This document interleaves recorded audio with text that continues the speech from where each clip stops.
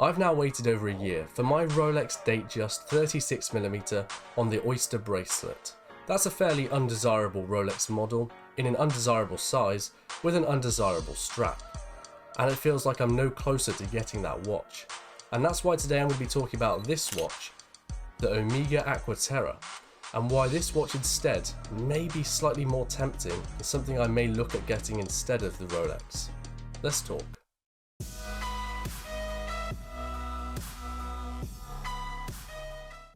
Now before I jump fully into the video, I'm going to be doing a wristwatch check and a drinks check.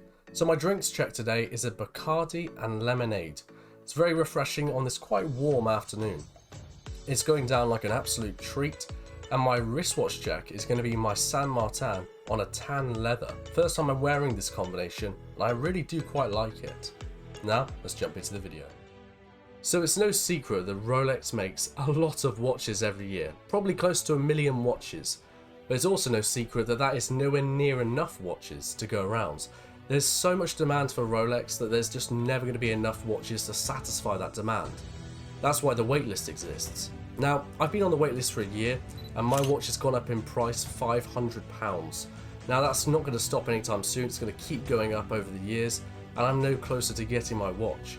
So that's why the Aqua Terra is such a tempting offer, because they are actually surprisingly similar.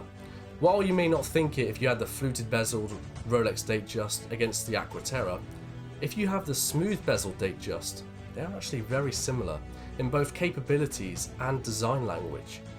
So they're not that far apart really, but the only thing that is far apart is the price. I mean, Rolex is charging $7,350 for the fluted bezel, and Omega's charging $5,800 for the Aqua Terra of my choice. That's the one I'd go for.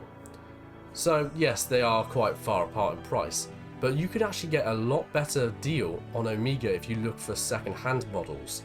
Omega second-hand, the Aqua Terra, in my choice of colour and design language, I mean, with the bracelet on and, you know, not the rubbery sort of matte sort of looking strap, you can actually get those for about £3,000 to £4,000. That's quite bad, don't get me wrong, £3,000 to £4,000 is a lot of money. That is absolutely nothing in comparison to the Rolex second-hand prices, which is actually more than retail. So I think this is definitely quite a tempting offer.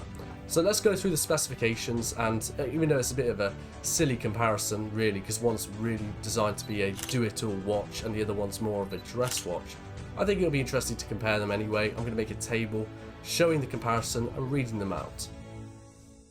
So let's start with the depth rating. 100 meters for Rolex, 150 for Omega. That's a clear Omega win, only slightly.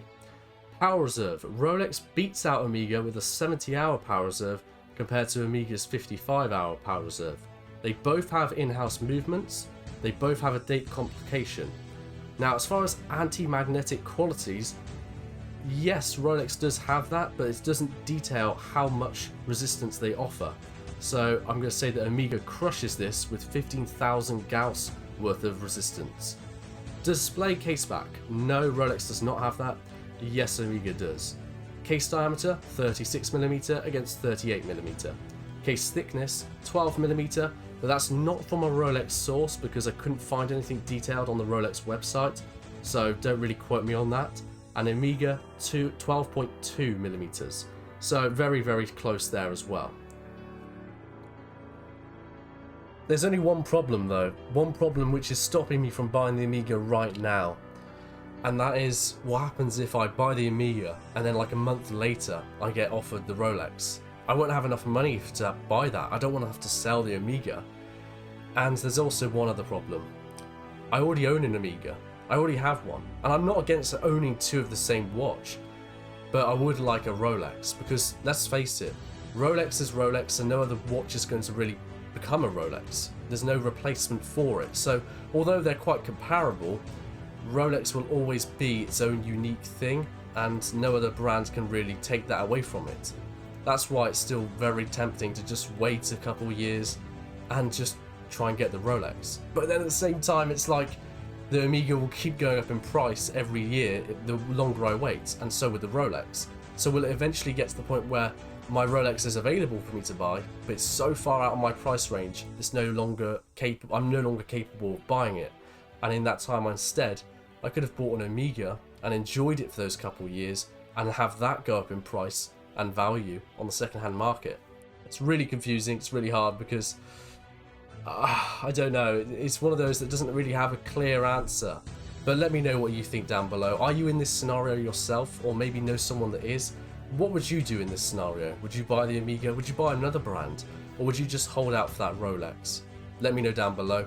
Thank you so much for watching this kind of short, kind of random video. I've really enjoyed making it anyway. Getting that load off my chest has been quite therapeutic. Thank you so much for watching. Goodbye.